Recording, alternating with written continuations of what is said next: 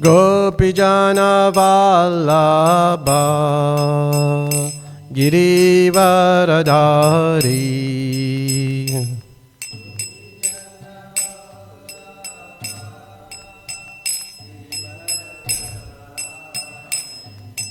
Yashodanandana Brajajana Ranjanaya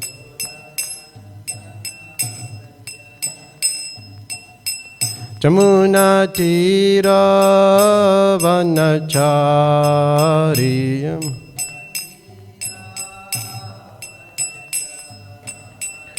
Jaya Radha Madhava Kunja Bihari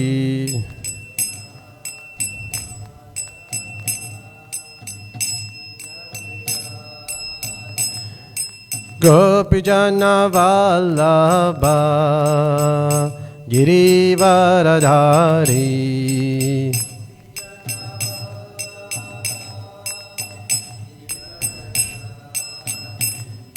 Yashodanandana Brajajana Ranjanaya Jamuna Tira Vanachari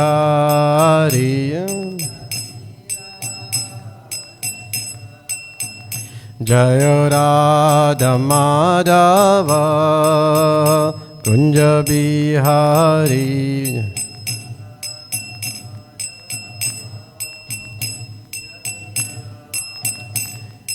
Gopijana Vallabha Girivaradhari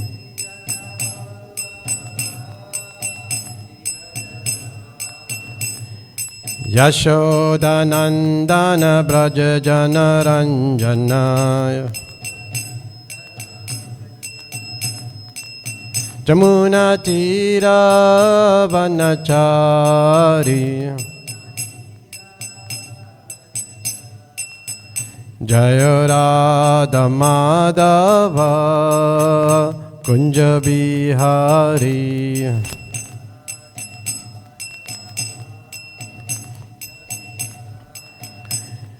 Gopijana Vallabha Girivaradhari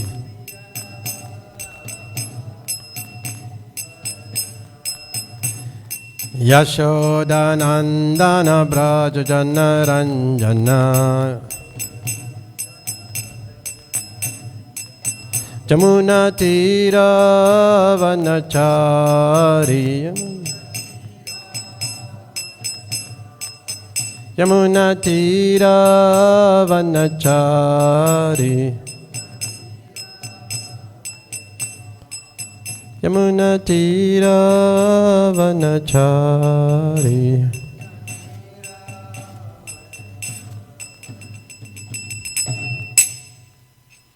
Jam Vishnupad Paramahamsa Pravijacharya Astora Srimad, His Divine Grace A.C. Bhaktivedanta Swami Prabhupada Ki Jai Om Vishnupad Paramahamsa Pravijacharya Astora Srimad, His Divine Grace Bhaktisiddhanta Saraswati Goswami Maharaj Prabhupada Ki Ananta Koti Vaishnavrinda Ki Nam Acharya Sridas Thakur Ki Prem se kaho Sri Krishna Chaitanya Prabhu Nityananda Shri Advaita Gadadhara Shivasadi Gaur Bhaktavrinda Ki Shri Radha Krishna Gopa Gopinath Shyam Kun Radha Kun Giri Govardhan Ki Vrindavan Navadip Dham Ki Ganga Mai Jamuna Mai Ki Bhakti Devi Tulasi Devi Ki Samaveta Bhaktavrinda Ki Tagore Premanande, all glories to the assembled devotees, all glories to the assembled devotees, all glories to the assembled devotees, all glories to the assembled devotees, all glories to Shri Guru and Shri Gauranga,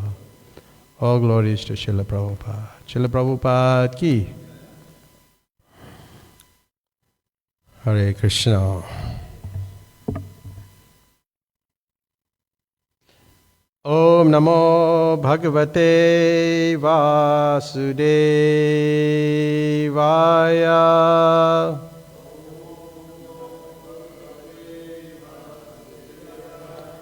Om Namo Bhagavate Vasudevaya.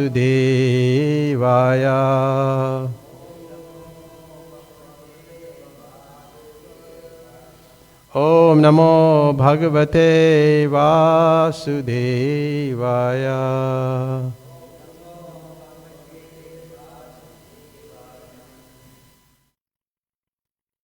Just give me a minute. Listen up.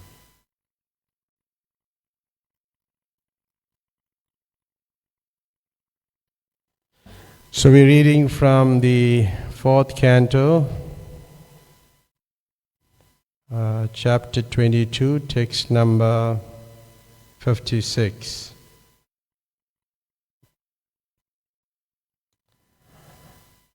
Rajatye adhannamadeyam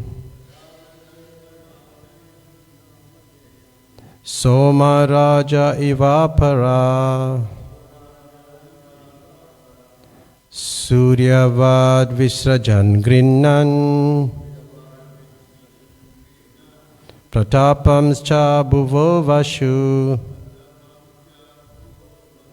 Rajetya Adanamadeyam Soma Raja Ivapara Suryavad Visrajan Grinnan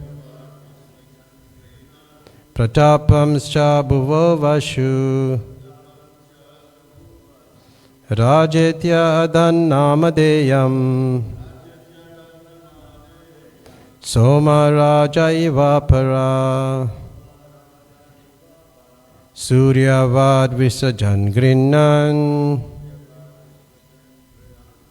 Pratapamscha Bhuvo Vashu Rajatye Adanamadeyam Soma Raja Ivapara Suryavad Visajan Grinnan Pratapamscha Bhuvo Vashu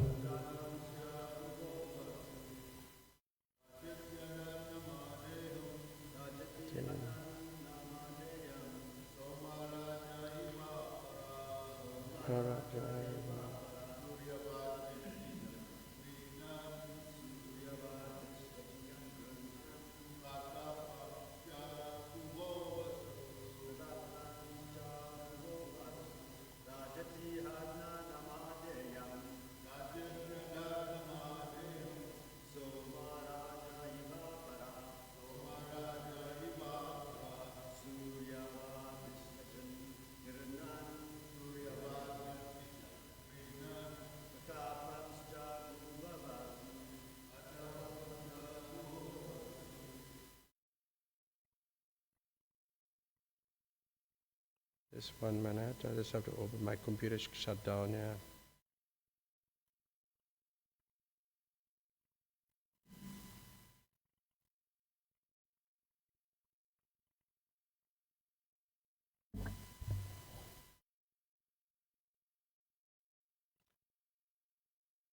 Raja, the king, iti, thus, adat, took up, Namadeyam, of the name, Somaraja, the king of the moon planet, Eva, like, Apara, on the other hand, Suryavad, like the sun god, Visrajan, distributing, Grinnan, exacting, Pratapan, by strong ruling, Cha, also, Bhuva, of the world, Vasu, revenue.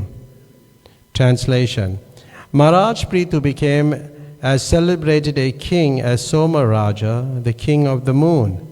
He was also powerful and exacting, just like the sun god, who distributes heat and light, and at the same time exacts all the planetary waters. computer shut down. Okay. Purport by His Divine Grace A.C. Bhaktivedanta Swami Prabhupada. In this verse, Maharaj Prithu is compared to be the king of the moon and the sun.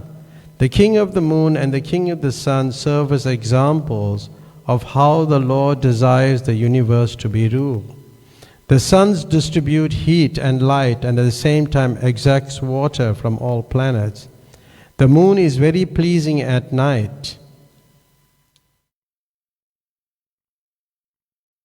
The moon is very pleasing at night, and when one becomes fatigued after a day's labor in the sun, he can enjoy the moonshine like the sun god.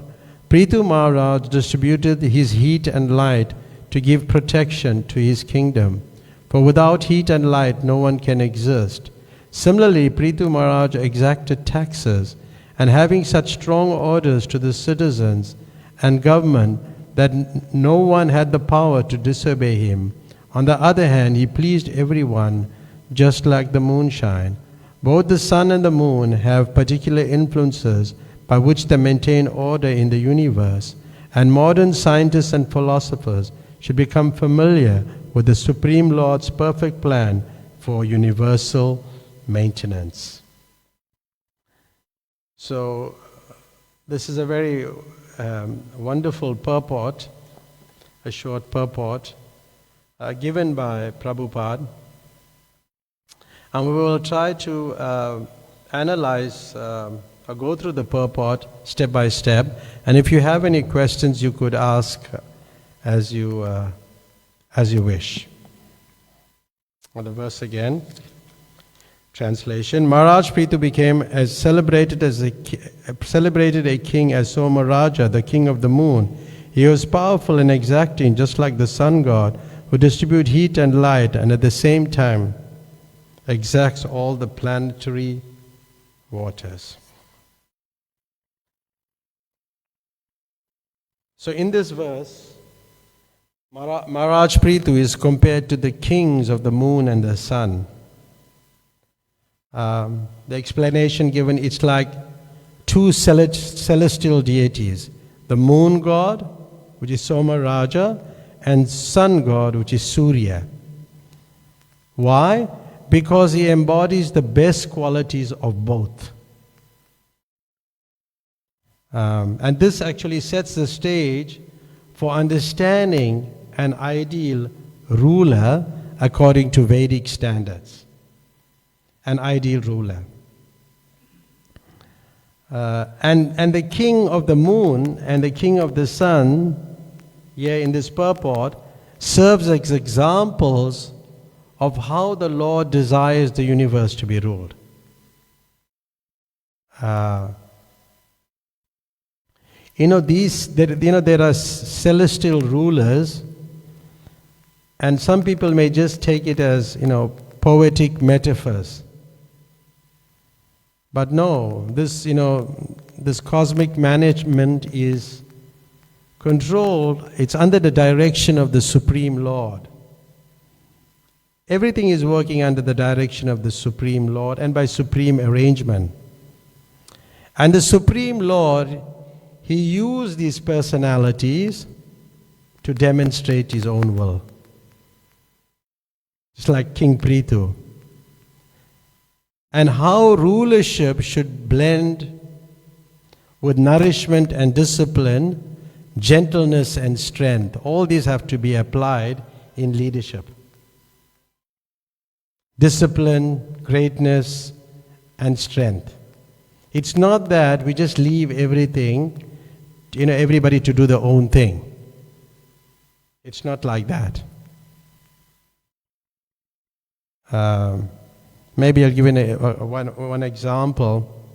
Just like we have nice flower arrangements here, flowers are growing in the garden, and it's very wonderful, wonderfully arranged by Daya Sindhu Prabhu. And every time I offer the flower to Prabhupada, I'm thinking, what a nice flower. And I place it in Prabhupada's hand and I think of him. So it's an offering of love. But say somebody, for example, somebody just go and cuts the flowers and takes it home or do his own thing. Then that person should be disciplined. It's not that you can just do what you want. And Bhaktisiddhanta Saraswati Thakur said that all the things, all the flowers and fruits or whatever is growing around the temple, it's meant for the deity. It's not meant for you to take home. After it's offered, then it's okay, but it's meant to be offered to Krishna. Got it? This is the words of Bhaktisiddhanta Saraswati Thakur. So in leadership, there's discipline, there's gentleness, and there's strength. We have to apply this, and it takes a person, a leader, like Prithu Maharaj, had these qualities, and if you have these qualities of leadership, then you should apply them if you put in leadership positions.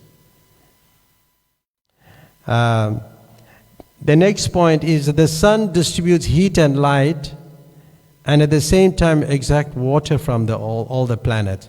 So it's doing some service for us, and at the same time it is extracting the water from the earth planet. And then it comes down in the form of rain.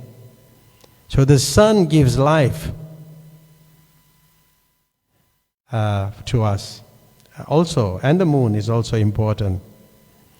And this, at the same time, it gives us light and then draws the water. Both things are done simultaneously. So there's a balance of mercy and justice. Because that's an essential trait of righteous leadership. There's mercy being given, but justice is also there. So both applies. It's not that it's just only mercy, mercy. Like some devotees have this understanding, it's just mercy. But there must be some sort of justice, especially in leadership positions. And we normally apply this to countries and other parts of the world. Don't do that. Because you cannot change the world.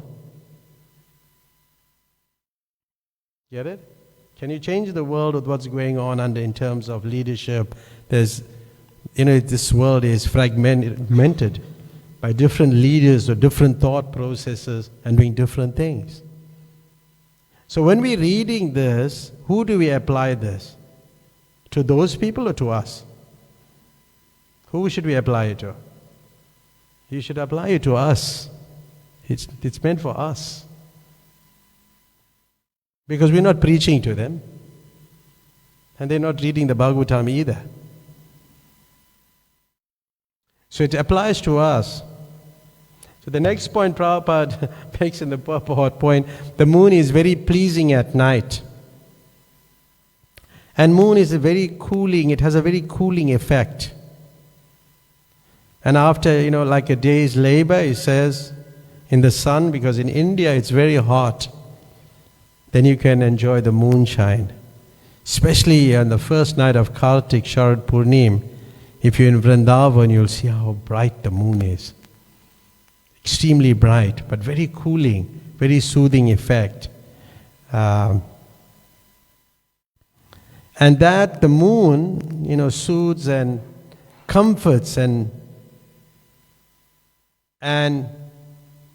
it's representing like the emotional and aesthetic aspects of leadership, bringing peace, joy, and relief to the citizens.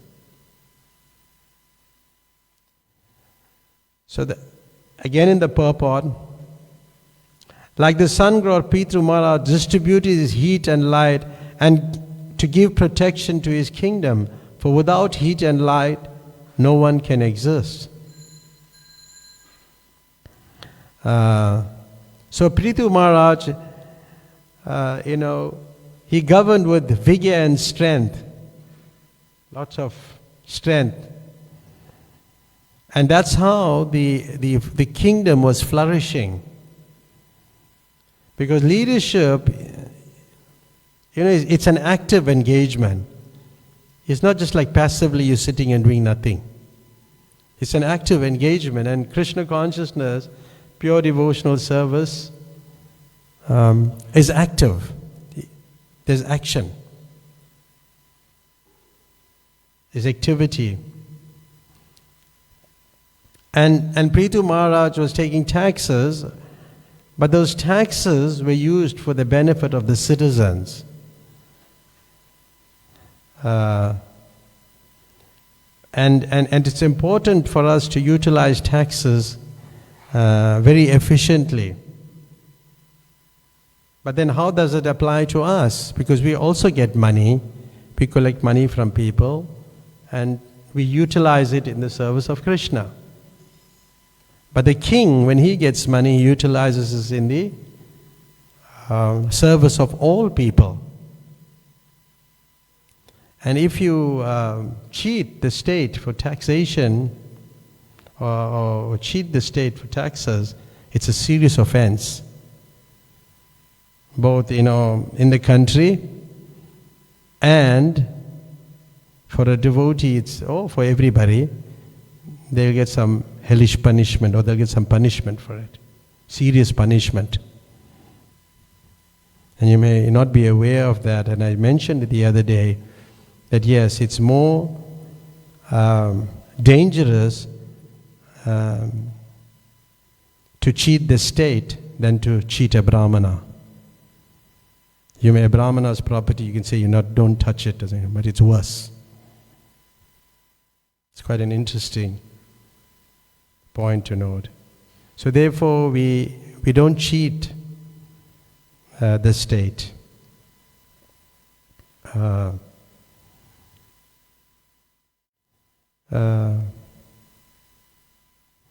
just want to. Yeah. So Prithu Maharaj is the model of an ideal Vedic kingship, like discipline, gentleness, strength, beauty, all these things, and the way he governed. Governance is such an important thing now in all aspects of administration. But this is a Vedic model. It doesn't work in many parts of the world, not even in India now. So therefore, when we're reading about Prithu Maharaj, we apply it to ourselves. We apply it to ISKCON.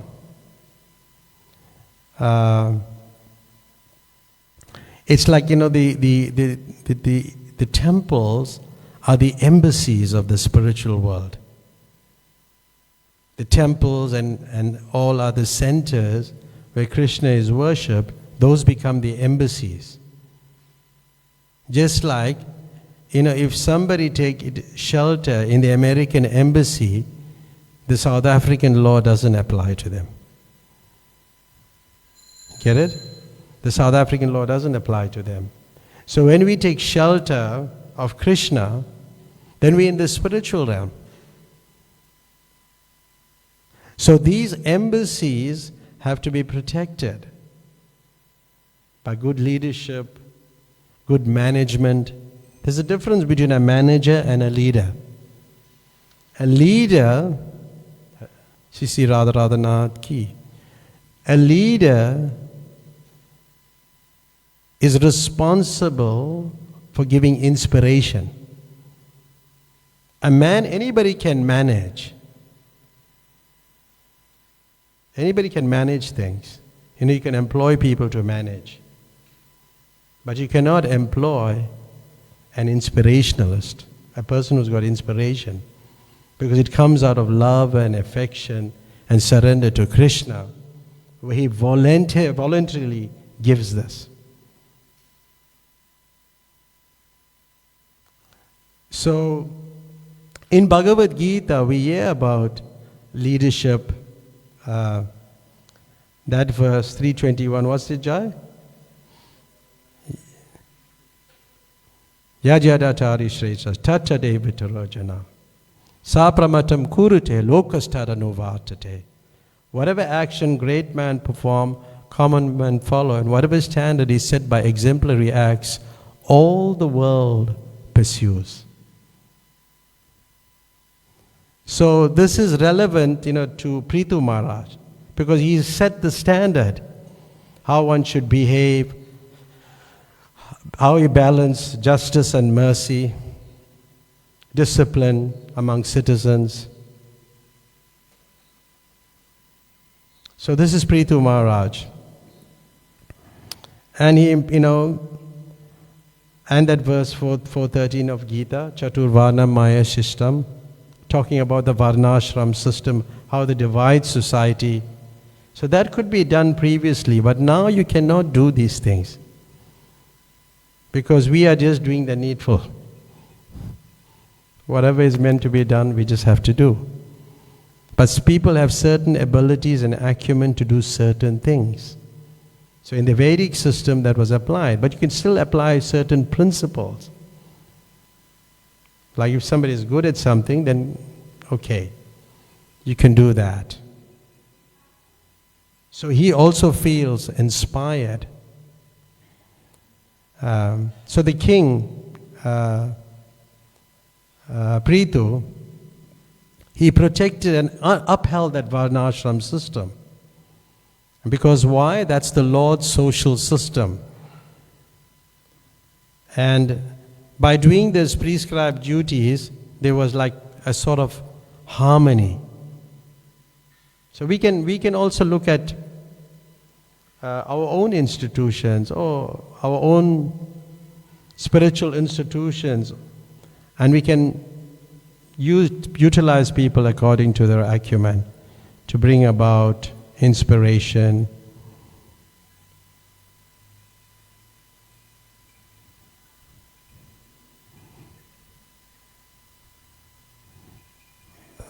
I'm just waiting for him to leave.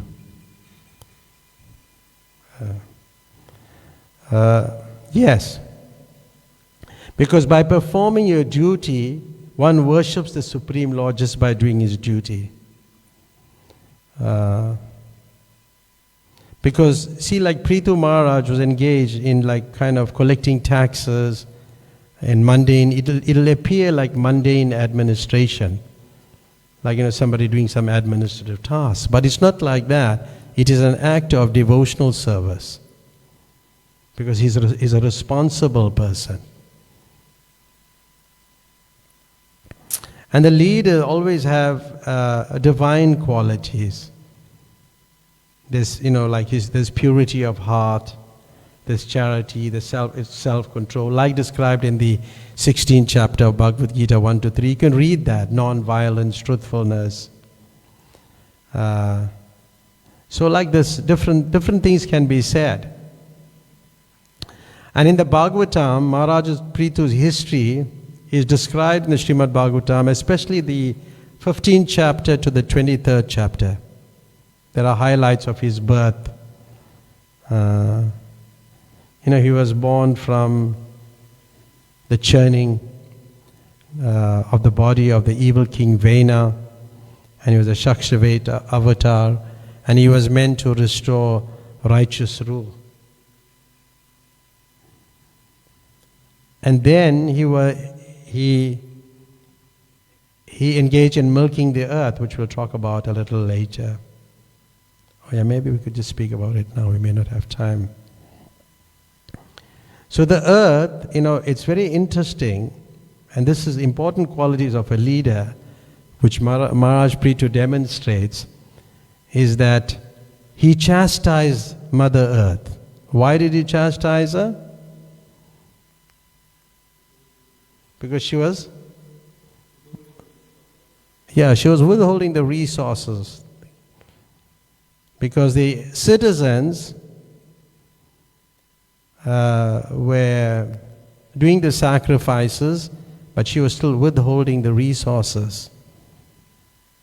So as a leader, sometimes a leader has to become angry.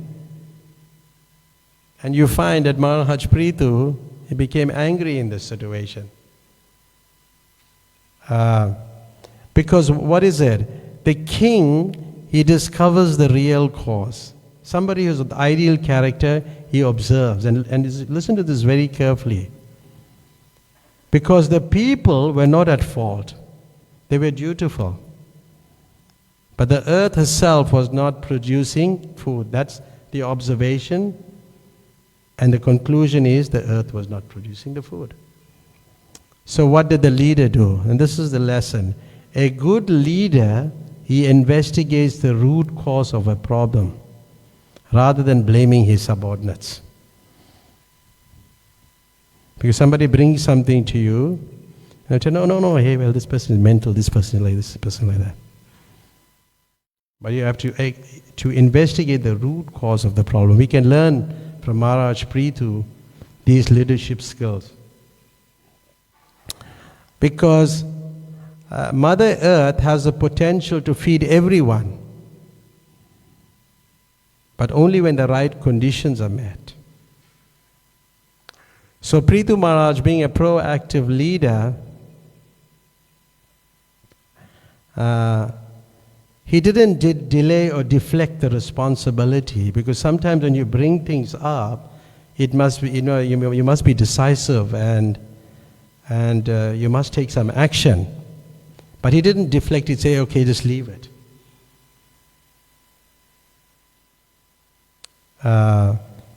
He picked up his bow and he wanted to kill Mother Earth. Because this is very interesting, he was ready to act for the welfare of others.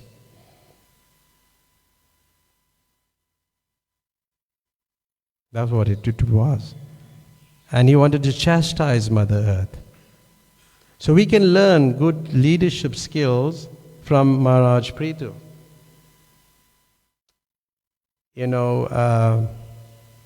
Like talking of welfare of others. Like even Srila Prabhupada sometimes became angry, in different situations. But he exhibited his anger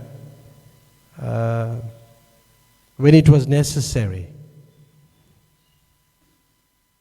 When it was necessary, then he exhibited his anger. And but then again, he balances it. But what about the welfare of the devotees? He was also concerned of the welfare of the devotees. And before I came here, I just read one pastime of Srila Prabhupada with Bhagavatam.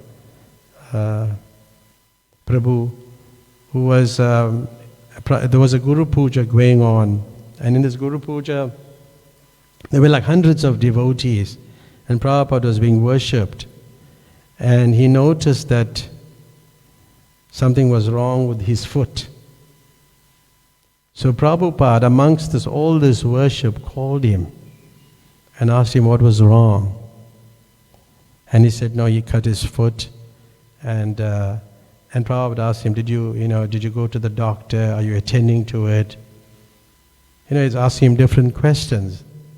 Now, this is amongst worshipping him. And he was more concerned about the one person than the worship.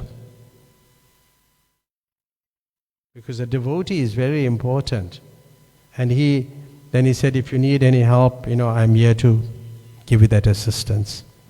So this is how we should imbibe these qualities from Srila Prabhupada, the founder Acharya, who's following the Bhagavatam. And we also, when we read, we're following the Bhagavatam, and we apply this to our own lives and to others. And when there was need for chastisement, then he did so. He chastised when necessary, like Srila Prabhupada. And King Prithu, he wanted to chastise Mother Earth because she was holding the resources. So what are the takeaways from spiritual leadership? Sometimes anger is necessary. And we have to exhibit anger sometimes which may not be palatable to the people. Like once Navayogendra Swami, one of Prabhupada's godbrothers in Bengali god brother, he massaged Prabhupada. He was massaging Prabhupada. And he was, then the devotees thought, this person is massaging Prabhupada, he's a very exalted person. Then as people come, they do one thing and then they'll start doing something else. Then he started cooking for the deities. But then he started stealing the sugar and ghee. So Prabhupada's disciple didn't say anything to this person because, hey, he's Prabhupada's god brother. Like how sometimes you say, hey, well, he's a Prabhupada disciple. Then we may do more for him than we'll do for others. That's a fact, right? So like this, that's what they were like respectable to the uncle. But one day Prabhupada heard that the god brother was stealing. And Prabhupada said, why didn't you tell me? The devotee said, Prabhupada, since he's your god brother. Prabhupada said, god brother means that he can steal from Krishna? Kick him out. He is not fit to be here. So Navayogendra Swami couldn't believe that Prabhupada said that, to kick him out. Because Prabhupada did not show favoritism. See, as a ruler, you have to be very objective. The law is the law for everyone. And Prabhupada's god brother was kicked out. So sometimes, you have to apply, you have to apply the principle of justice, and maybe it may be harsh to somebody, but it has to be applied. And this is King Prithu, he got angry with Mother Earth. So because sometimes, people think that devotees must not get angry. Like spiritualists, monarchs, or other types of servant leaders do not become angry. But no, at times we get angry because that anger is not based on sense gratification, like we're getting gratification, we are becoming happy to chastise somebody. No. But this anger is sometimes a sign of love. It's like a parent becomes angry with a child because of the child's behavior. But they wish the best for the child, so they may become angry with the child. Because if the parent does not become disturbed when the child does something harmful to himself or to others, it would be a sign that their affection was weak. So anger sometimes comes from concern. And if we just like anyway, let's leave. Just like a servant leader, we are servant leader, and especially practicing Krishna consciousness. And as servant leaders, we take care of our followers, and that care is important to us to develop strong leaders, because to expand any movement or anything that you want to do, you must expand not the followers, you must expand leaders. Through leaders, you'll get a bigger following. There's a book called The Purpose-Driven Church, and it's based on some Christian philosophy on the Roman Catholic Church, but the way they expand is that they have like small groups, and as you're forming small groups, you identify a leader within the group.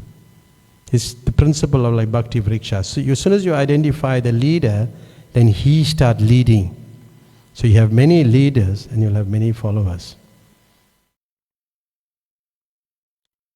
So yes, so we take care of them. We make friends, we have friendship, and that increase the following. And this is how we can spread Krishna consciousness. So these are the things that we can learn from Prithu Maharaj.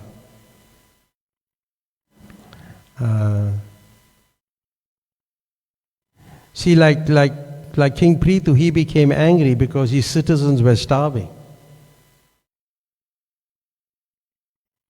You know, if somebody is starving, then he has to do something as a leader. Just like once in Calcutta. In Calcutta, they're having lots of difficulties in the Calcutta temple. At that time, it was a small temple. The devotees were practically starving. Like one person was like a huge size devotee, like quite well built. He was squeezing the wicks from the ghee wicks. He was squeezing the ghee to have it. That's how bad it was in the early days. And it was difficult. And when Prabhupada came, he was like, he had to do something. And then he had a meeting and he was explaining, he explained them about management, how to manage, how you should have regular meetings and record everything in a book. What do you call Ishtagosti? Ishtagosti means not meeting, meeting, but in the sense that it means desirable association. It doesn't mean a place where you give complaints. So it's desirable association. Yeah, that's what it means. So, he said they should meet, discuss, and decide like that. So yes, this is good leadership. We must remind ourselves from time to time that God loves everyone. And that whatever love we feel is in service to God. What's that verse, the 9th chapter, text 29, Jai Sachinandan? Sorry to disturb you, but 9:29. Samo sarve bhuteshu nama dveshu astina priya ye bhajanti tumam bhaktyaya mayitu tesu chapyaham. I envy no one, I'm equal to all. So God loves everybody in that sense. But somebody who renders, devotion and service to Him, then He loves them more. It's like ordinarily, when somebody does something for you, you like everybody, but somebody does something for you, you tend to love them a little more. It's natural. It's only natural.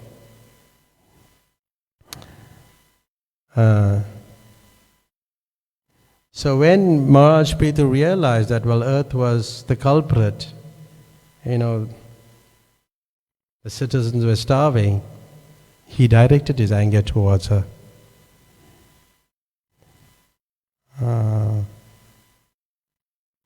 And you can see this, shows like how the leader, quickly when he realized that, these people are suffering and they needed him, he was there for them. Like people always say, but he was there for me. You often hear people say, but he was there for me.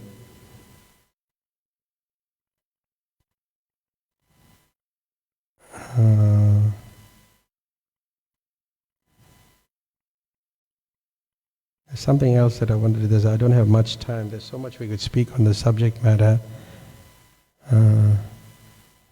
Like sometimes we keep too many secrets, and that's not too good for a leader. Some things are necessary to be confidential, but not everything. Because a management style that must continuously emphasize confidentiality is dangerous. Because when you hide, when you keep too many things within you and you don't make it known, or you don't be transparent, it minimizes accountability. Make sense? It minimizes accountability. Because then you hide things in the closets, And then you allow room for speculation. That's why you get gossiping, what's going on, this and that. And that actually, what happens, it attacks the culture of love and trust. It attacks that. Because love is based on trust. And trust is based on open communication. Love is based on trust, and trust is based on open communication. Because if you, generally sometimes we have this, we may comment on some other person, and we may spread that message. It may not be true. And maybe what you said may decide, on his faith in a particular situation, probably his removal. And that doesn't apply to only a spiritual institution, in general. And that may not be good. It's important to, I worked in the government service, and at some point I was not properly treated, I thought, at least in my estimation. And I didn't know whether to respond or not, and I just kept quiet about it. So after many years I thought about it, and I wrote a letter to the manager at that time. They were the apartheid times. And I told him, there's a rule that you have judged me you have judged me, and it's fine, you have judged me by hearing from other people. But according to the law, there's a Latin phrase, the audi alterum partem rule. And this phrase means that listen to the other person's view. And if you don't apply that law, and then I quoted precedents. I went to the library and got copies of precedent cases where the court ruled against the state by not applying the audi alterum partem rule. And that should also be applicable to us. We have that open communication. Something is wrong, then we should humbly tell the devotee, okay, this is wrong. Can you put it right? But to judge somebody on the basis of that may not be correct, without testing it.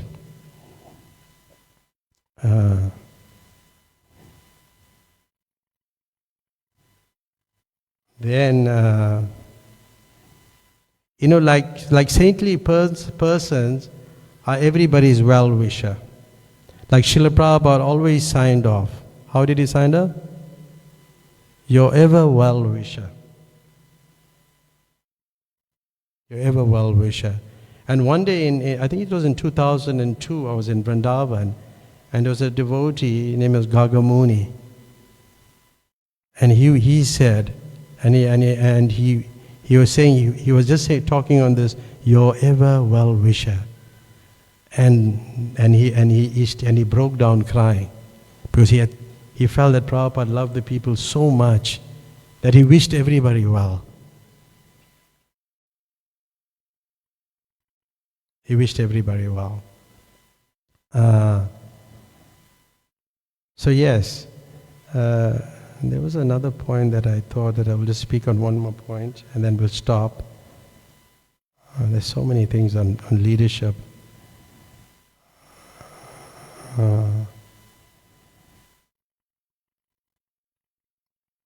Just like on the point of confidentiality, I just wanted to. Oh yeah, okay. Just like in the Govardhan Leela also, Nanda Maharaj and they wanted to perform the Govardhan Puja, and they didn't want to. They really didn't want Krishna to know the reason why they want to perform the Govardhan Puja. And Krishna is telling them, well, there's, on the point of confidentiality, between friends, what's so confidential? Why shouldn't I know about it? Why shouldn't we? Why shouldn't I know? Because there's no duality between friends and enemies, because these are saintly people. This is how we should see things. And yes, sometimes we may keep things within us and think that's confidential, but it may be detrimental to some other people. So Prithu Maharaj was very transparent and yes, very transparent. So we'll stop here and we'll take any comments or questions. Anybody raise anything from what I was saying? Please do so. You have some minutes to do that.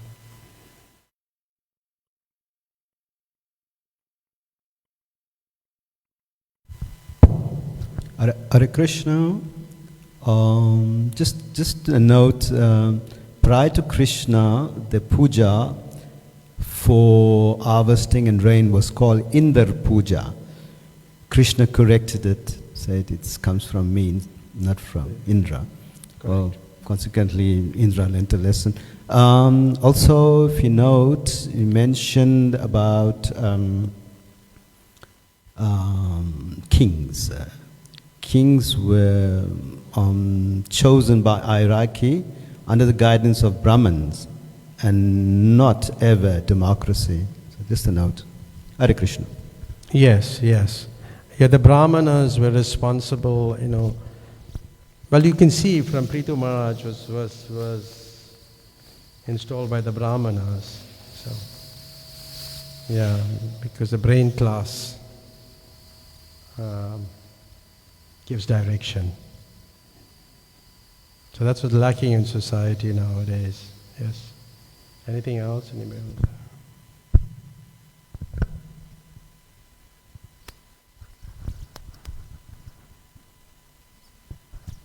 It's 8:29 now. Yeah, monarchy was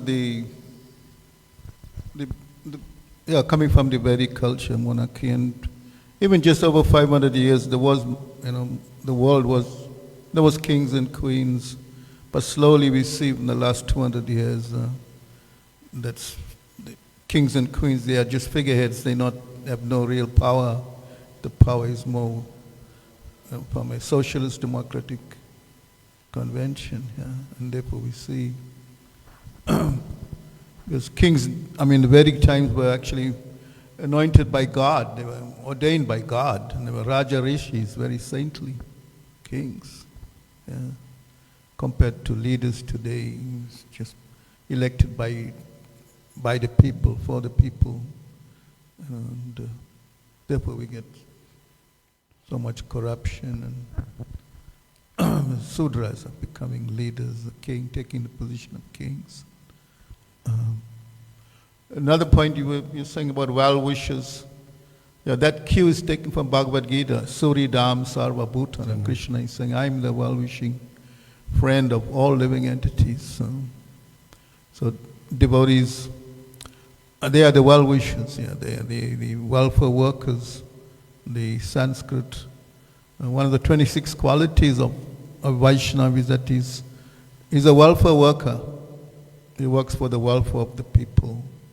Not only the people, but even all living entities that we protect. Cows we protect.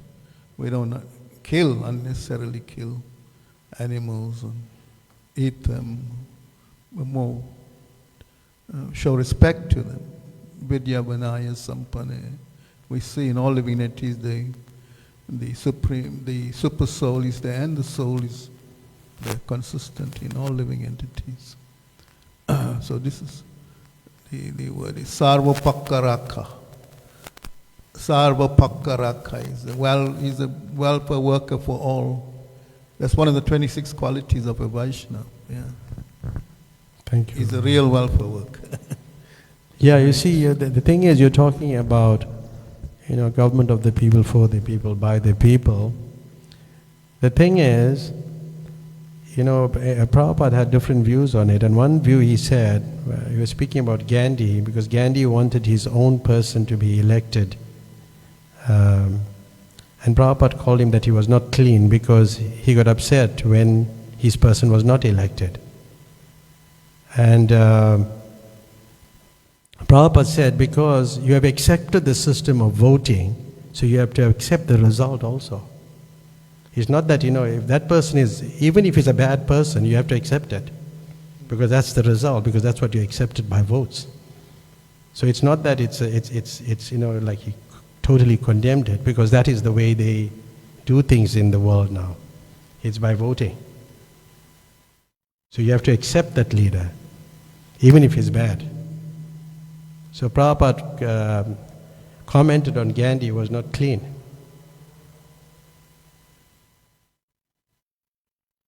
So yeah, it's quite an interesting point. But yes, Suhida Sarva Bhutanam Gyatpamam Shantim Richati. Yes, a well-wisher and welfare worker. The best welfare worker is a devotee, because he's working for the welfare of the people with nothing in return. He doesn't want anything. He just does the service and that's it. Hare Krishna. Thank you. So yes, it's 8:33 and I started at 8:35. Yes. One more question. You said that we should not cheat the state. I understand that, but you see in our case, in the country that we are living in, the state is the opposite way around. The state is cheating the people, the citizens. So the state is cheating you, you mean you must cheat the state? No, it's not that. But what should we do? Should we pray for them? That's what my question is. Oh, the question is, should we pray for them? Yes, you could because pray. There's nothing we can do about it. Yes, but what you see, the thing is, the way we can do things is by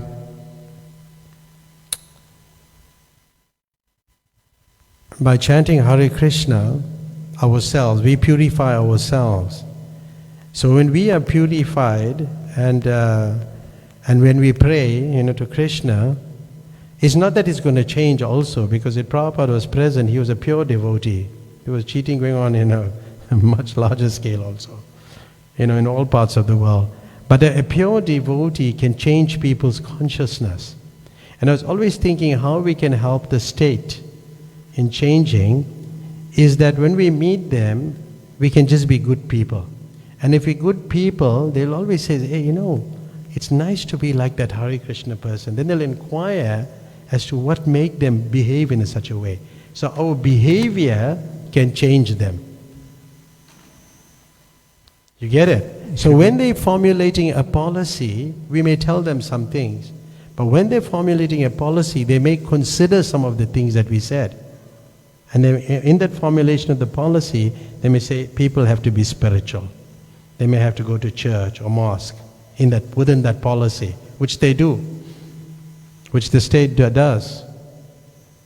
That's why they have mosques, churches, and things like that, which is in this country especially. So that's what will help to change them. But doesn't mean now they're cheating, now we must cheat. No, it's not that. It's like, see, if you're a government employee, you get a government, you get a medical aid, and the government pay part of that subsidy. The employee or the person, even when he retires also, he still have that benefits, the medical aid benefits. So it's like a welfare, the state is engaging in some good welfare work. They're still taking care of the employee in that sense. But let me tell you this, and I'll conclude with this. Say for example, you go to a doctor. The doctor have different rates for medical aid patients. True or not? It's true. So he will charge more. But in his mind, he knows that he's charging more and he's cheating the state. He's cheating. But he doesn't know that he's cheating the state. So when he knows that he's cheating the state, and if he knows the repercussions for cheating the state, Bilva, I'm still speaking, Bilva. Is it necessary to close up? Okay. So if he's cheating the state, he gets a serious reaction for it by charging the person who's getting medical aid from the government. He's getting a reaction. He doesn't know that. You got it? So thank you very much. Hare Krishna.